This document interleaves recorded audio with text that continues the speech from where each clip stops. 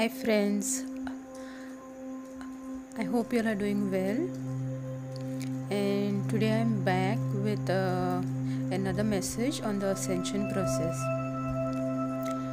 So, the title of today's message is Ascension Energy and Ascension Symptoms.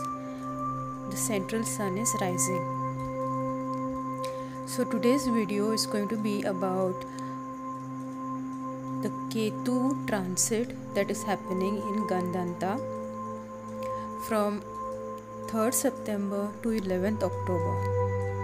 Now Ketu is the south node of the moon. It is not a real planet, but in astrology it is considered a planet, a graha. So it is a fictitious graha, it is a fictitious planet, but we consider it in astrology. It's the south node of the moon. So now the time when I'm recording this is exactly midnight. It's 12 p.m. on my watch here, and this is the time of Ketu. This is not my usual time, but somehow the activities of my day were synchronized in such a manner that I'm creating this message now. I'm putting out this message now, and I also have the energy to do so. This is a very important factor, because when you have the energy to do something, it means that that is the right time, appropriate time to do it. Alright, so let me move on with my message.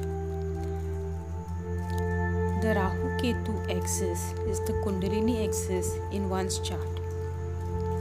So when Ketu is in Gandanta, it will also throw its energetic effects on the Rahu, and Rahu is in Taurus, will be moving into Taurus.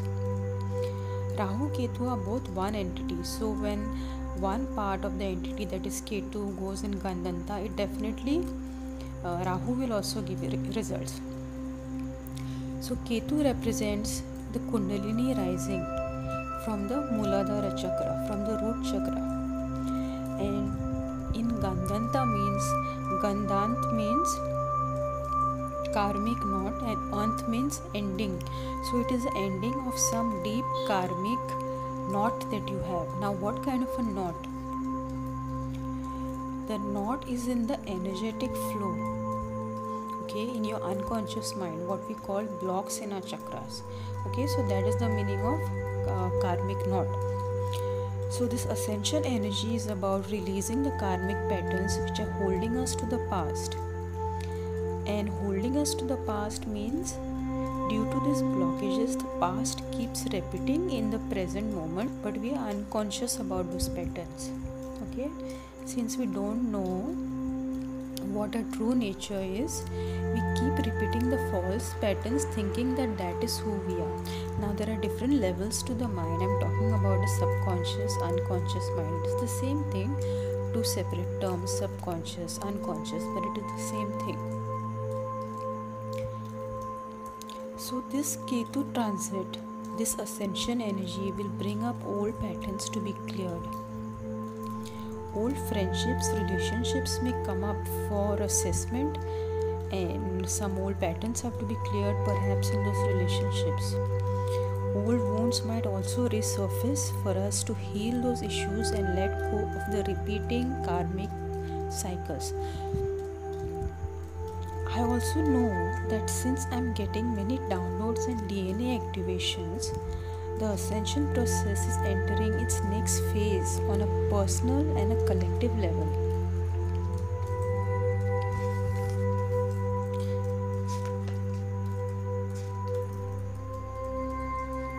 Here I want to talk about the great central sun. Okay, so the central sun is located at the center of our galaxy. The Mula Nakshatra, the first 3 degrees of Sagittarius, is where the Ketu Gandanta is occurring, and that is also the exact place where the black hole, the center of our galaxy, the galactic center, is located. The first 3 degrees of Sagittarius. In the third dimension, it is a black hole, but in the higher dimensions, it is a galactic central sun. It is called the Great Central Sun. The Mayans used to call it Hunapku. The central sun is beaming the energies of the higher dimensions, the gamma radiation that is creating unification in people's minds and energetic bodies, because the higher dimensions are based on unified energy, whereas the lower dimensions and the lower astral planes are based on soul fragmentation and codependency. So the planet has chosen to ascend. That is why we are going through this ascension process as a collective, as well as the planet is moving through the area in our galaxy which has a higher light quotient, meaning the vibrational frequency in that area of a galaxy where a solar system is passing, that has a very high frequency. That means it is the time for the entire planet and the solar system to evolve. So the starseeds, twin flames and light workers receives these codes of ascension first, and the rest of the people also experience major awakenings depending on their level. See, the light comes in, but it depends how much you can absorb it. I might be at a certain level in my growth and I can take in so much, but somebody else might be at double the level that I am. Okay, so you can only absorb that amount of ascension energy, light codes, as your body is prepared for, because these light codes can be really intense. Just like Kundalini rising, if it happens very fast, it can really affect us negatively. It can disorient us, it can not allow us to focus on our regular activities. Alright, so the starseeds and twin flames are doing this work. They are grounding the light into the collective. The starseeds receive the light codes first and then ground them to the collective consciousness, both energetically as well as through their teachings, as well as through the work that they do. Wherever that they work, and the new systems that they are building, large systems, small systems, doesn't matter. Systems start within your consciousness. A system could be a healthy family that you're building. A system can be a healthy friendships that you're having in your relationships, or professional relationships with certain standards. I'm talking about systems on that level. And then we have systems on a higher level, like you have a company like that produces, say, clean energy. That is one example of bigger systems. So coming back to Ketu in Mula Gandanta. Ketu in Mula Gandanta can create a powerful Kundalini rising for all who are on the spiritual path. Ketu takes 18.5 years to complete one cycle of the zodiac. Ketu symbolizes detachment. This Ketu Gandanta can create a Kundalini rising or a healing experience that is very deep. So karmic patterns from your past that are very deeply ingrained, repressed in your unconscious mind, can come up and be healed. Ketu and Mula both denote deep roots, some patterns which were deeply rooted in your unconscious, therefore they were unconscious, they might become conscious. Because again, this is the energy of Mula Gandanta. This Gandant can bring up some very deep traumas, because the energy of Ketu is sharp. If you don't do your spiritual work and meditation, the trauma could repeat in a big way or a small way again, because the whole agenda is to get you to wake up to those unconscious patterns. There are two ways you can wake up, either through spiritual clearing or through having some negative incident happen in your life. That is why I create this video, so that you choose the former way, so that we stay prepared. Alright, and these trances that happen are very important. Don't take them lightly, because before I didn't believe in astrology and transits so much, but now I do, because that is my real experience. For example, right now as I'm speaking, my Kundalini energy is rising, alright, and it is in my throat chakra. So this this is real. Transits are very important and they create big shifts in our consciousness on personal and collective level also. So you have to be careful for the period of a month when Ketu will be in this Gandanta zone, that is from 3rd September to 11th October 2020. An important thing, tip which I would like to give to my subscribers is to practice awareness. Avoid doing things unconsciously out of habit. For example, unconsciously drinking a glass of water that might be dirty and that could give you some stomach problems. Or I remember one artist, she drank a solvent by mistake. Alright, instead of a glass of water, she thought, because both are transparent. So there is an artist like that whom I follow, and she drank that. So I'm giving this example, and then she had to go to the hospital obviously, but since it wasn't a very harsh solvent, her life was saved, her throat was saved, but she still had to go to the doctor and check herself and fix herself.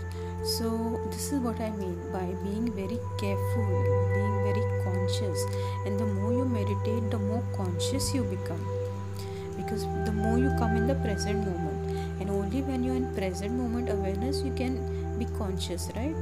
If you are focused somewhere else, not in the moment, if you are in your mind, then you are not focused here now, and that is when you can act unconsciously. This is very important for this time because Ketu usually creates forgetfulness and silly mistakes, that kind of a thing. It kind of blocks our sun awareness. You practice awareness by pausing and observing your thoughts and observing your actions, because the karmic results are given through the unconscious action or thought processes. Since Ketu is also the Karaka for germs and microorganisms, be careful of such and be hygienic in your habits during the entire month of September and October. Stay away from negative people who drain your energy, because these people are actually weakening your energy system, and this weakens your immune system. So stay away from those draining people, because if you build your self-trust, heal yourself, you can identify who these draining people are. So stay in control and have as less interactions with these people, because you can get energetically weak, and then you can get physically weak, and you can attract infections. So the root cause of infections is actually solar plexus damage that happens when you're not in your power around people. When people put you down or when people try to control you, they are actually destroying the sacred geometry of your solar plexus. So that is, and also root chakra is also involved. Okay, so stay away from negative people. Okay, and you have to also check the house, the sign and other factors associated with where Ketu is placed in your birth chart, as well as where the transit is happening. Transit is happening in Scorpio, okay? So where is Scorpio placed in your chart? You can look at that. And you have to also look at where Ketu is placed natally in your birth chart. Is it with some planets? Is it aspecting other planets? What about the transit area? The house. Which house is the transit happening in? Is there a planet in that house? Okay. So whatever factors that have to be taken in account in traditional astrology, Vedic astrology, which is what I follow, you can check that. Okay, so another thing is Ketu is the keeper of secrets, both good secrets and bad secrets. So when Ketu Gandanta occurs in Scorpio, be ready for some secrets to be revealed, or it could be the revelation of some powers, some abilities that were in your unconscious mind, they become conscious. Okay, so secrets, some new abilities or learning some new skills, these things could happen. If you are doing spiritual work, especially some sadhanas, work on yourself, and then you are more more likely to get these gifts or revelation of secrets. Okay, just give me a minute.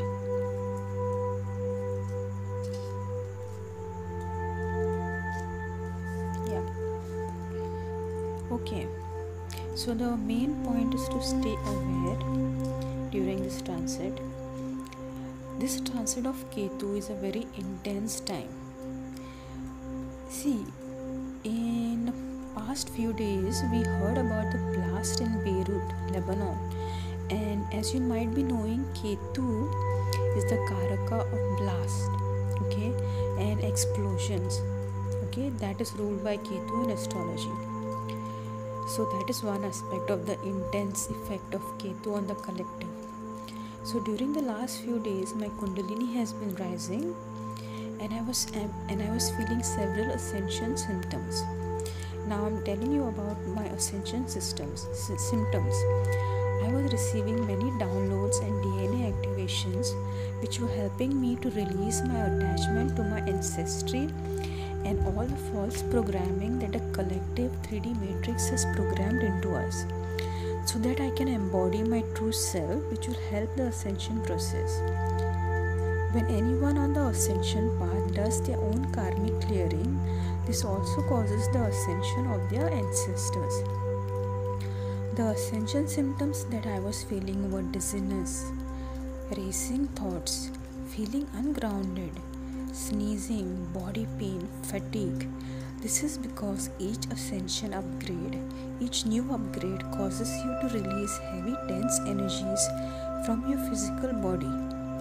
I was also feeling intense emotions like rage, deep sadness for no apparent reason.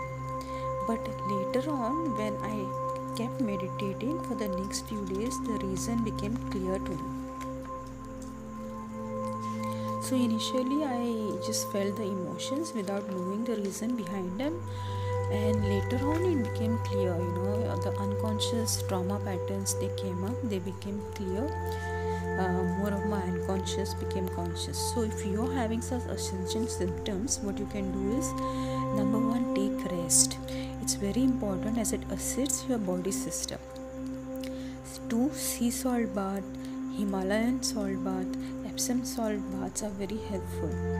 Walking on the ground barefoot, sleeping on the floor can help you with grounding. Lighting soothing or grounding incense like Loban, frankincense and cedar wood. Loban and frankincense are the same thing. Cedar wood helps your body to, or any flora incense that you can get, which would relax you, okay, not agitate you, because the system is already on high drive during this ascension shifts. So we need things that relax us. Also eat food where you are avoiding processed food, because then your system has to work double hard, to remove the toxins in the processed food. Eat fresh, eat light, avoid sugars and avoid oily food. Drink a lot of water, exercise. If you can have coconut water, it is very good. It gives the extra energy for your body, it helps your body to heal faster. This is an energetic shift, remember that. So this shift is not just happening on the level of thoughts. It's not that just your thoughts are changing, your entire energy system, your body, the cells are changing, okay? So when your energy shifts, that controls your thoughts. Changing your thoughts doesn't shift your energy. Very rarely it does so. But when your energy shifts, okay, that is when your thought shifts automatically. So that's how the downloads work, the DNA activations work. It's an energetic upgrade, okay? That's why it's like, it has to happen within, it has to happen on the level of the body. Alright, so my next point is the Mula Nakshatra and Ketu entering Skandanta zone denotes intense root chakra clearing and balancing. Okay, we may have to do this. You have to reassess the various aspects of grounding in your life. Okay, in what professional systems and structures are you grounded? what personal and professional relationship structures have you grounded yourself? Is there a healthy, balanced, energetic exchange within these structures, or are they codependent and narcissistic energetic structures? We must make sure that our root chakra is aligned with our soul's desires and balanced.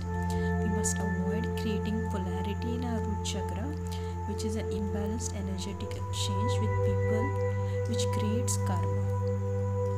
See, people can damage your root chakra by making you feel insecure around them. They can damage your solar plexus by causing you not to be empowered. Many people just have this really sick habit of stepping into your energy field and talking to you. I've seen many YouTubers, so-called spiritual YouTubers, they put their camera on such an angle that it's like they're talking down to the people. Okay, that shows your solar plexus is not balanced. So it's like draining power from others, right? Because there's no balanced energy exchange there. That is what I mean by check the systems in which you are grounded. It's the balanced energetic exchange. Are you the one who's stealing energy, or are you the victim? Okay, this is all about grounding 5D that I'm telling you. Ascension twin flames are about this stuff, because for right now people have been gaining power through manipulation and through the imbalance. So what the ascension process does is it creates more equality. See, when everybody has knowledge, there's no power differential. Okay, you know about solar plexus, I also know about solar plexus. You know how to take somebody else's power, I know how to defend my power. I won't let you do that. I won't let you offload your karmic shit onto me.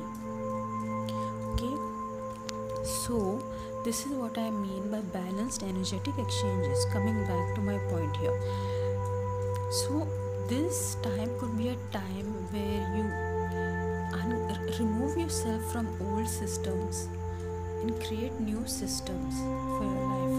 All right, so because this is the foundation. What are the foundations of your relationships? What are the values in your professional relationships, in your friendships, your own personal values as a person who you are? So this energy is about cleansing of the foundations, sort of, or an upgrade of the foundations, or just cutting you off from the old foundation and replanting yourself, rebuilding yourself. Then when Ketu moves into Scorpio, Jyeshtha Nakshatra, this nakshatra is more about the material side of life. Okay, it's about our material desires. So here you have to focus more on your material strength.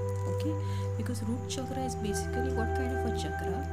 It is a grounding chakra. It's your material needs, your emotional belonging as well. So it calls for a balance between our spiritual and material goals and needs. Ketu entering Scorpio means your unconscious mind will become conscious, more conscious. This is especially a highly potent time for twin flames to balance your energy. Be prepared for deep awakenings and changes. Our unconscious mind is where the root of our problems lie. And Ketu is a planet that goes to the roots, takes you to the roots, and precisely shows you what the issue is, what you didn't see in the past, how you functioned through negative patterns and created negativity, lower timelines in your life. So when you heal these patterns, you can create better timelines for yourself. So it's about going deeply and figuring out those things, those reasons why things didn't work out, or things don't work out still in your life. So Ketu makes us dive into the depths of our unconscious, make it conscious, and heal our life.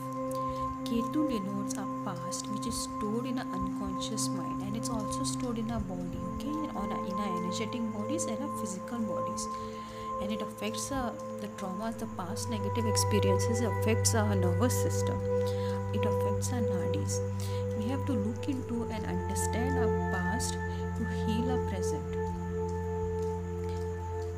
The title of this video is The Central central sun is rising. Okay, so I mentioned that because it means the central sun is going to be the central sun is sending energies which create the next powerful ascension shift for the entire collective.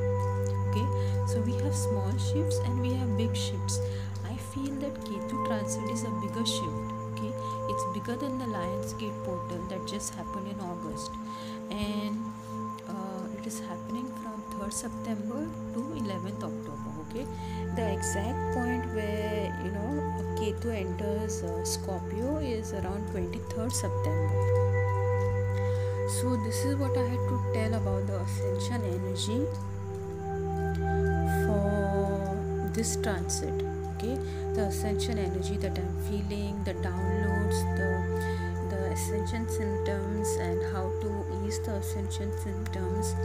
What this Ketu transit is about, healing our unconscious mind. So I want you to keep all these things in mind and remember the most important point. The most important point is to stay aware and do your spiritual work. Okay, and at the same time also reassess your material side of your life. Okay, especially for those people in the spiritual field who are interested or going through the awakening process. It is very important for them to balance their material side of life as well. Okay, and again, all the secrets lie in your unconscious mind. You have to focus there, meditate on your chakras, and your unconscious mind will open up gradually and it will start to heal. Okay, so this is my message for tonight. I hope you all have a lovely evening and take care, and I hope this transit goes well for everyone. So bye for now.